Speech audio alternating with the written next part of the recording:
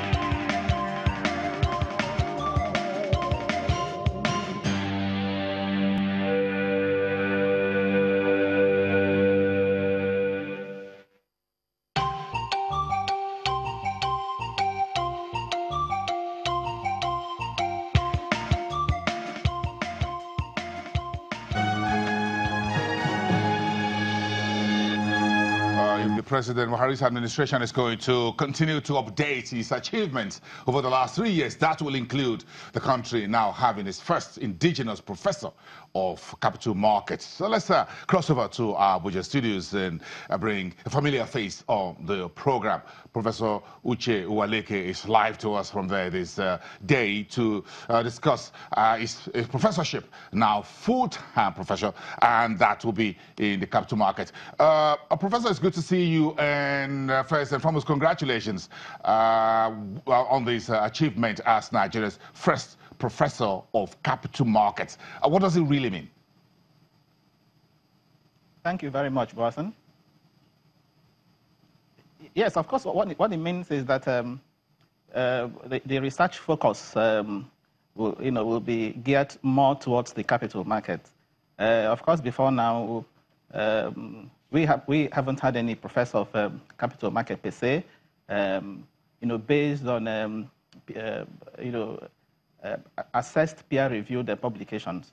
I'm aware that before now, I think in 2007, Professor Ndio Kerekonyuke was appointed a professor of capital market by the University of Nigeria, but that was based more on her industry experience, contributions to the capital market. Of course, you know that some universities, particularly abroad, appoint people to professorial chairs, based on experience,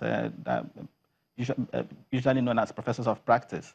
But in terms of undertaking full teaching, full research, full community service in a university, I think to the best of my knowledge, I give God glory that I was appointed, elevated, promoted to the rank of a professor of capital market by Nasarawa State University. So, as I said, what that means is that going forward, you are going to also see people, doing that part. Since my announcement, a number of academics, young academics, have come to me to say they also want to follow that path. They also want to become professors of capital market. Of course, that would be a boost to the capital market. That would be an enabler, particularly for the 10-year capital market development plan, the literacy plan that the capital market, the regulators, have. Of course, as you know, one of the challenges we have in our market today is the low level of retail investor participation that has been put at a dismal 2%, compared to, say, 9% in Malaysia, even 19% in South Africa. UK and US, of course, will have very high figures in developed markets. And one of the reasons for this low level of retail investor participation, happens to be the low literacy level, the low awareness of the capital market, among the population. A population of 198 million people, and just have less than 2%, participating, in the capital market. So going forward, if we get a critical mass of Nigerians, participating in the capital market, we will no longer be depending, we'll no longer be tied to the apron string of foreign investors, tying our fate to, the whims and caprices of, foreign investors. So it is going to be a boost to investor education. And of course, one of the things I'm supposed to be doing is to, not only stimulating research in that area, but also trying to bridge the gap, between the industry, between the regulators, between financial institutions on the one hand, and of course, the academia.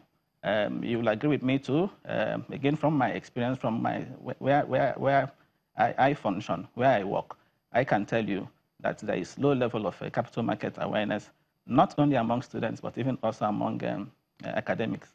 And if we have to inculcate capital market studies in the curriculum of universities, in the curriculum of tertiary institutions, even in the curriculum of secondary schools, then we need to first train those that will even teach those subjects.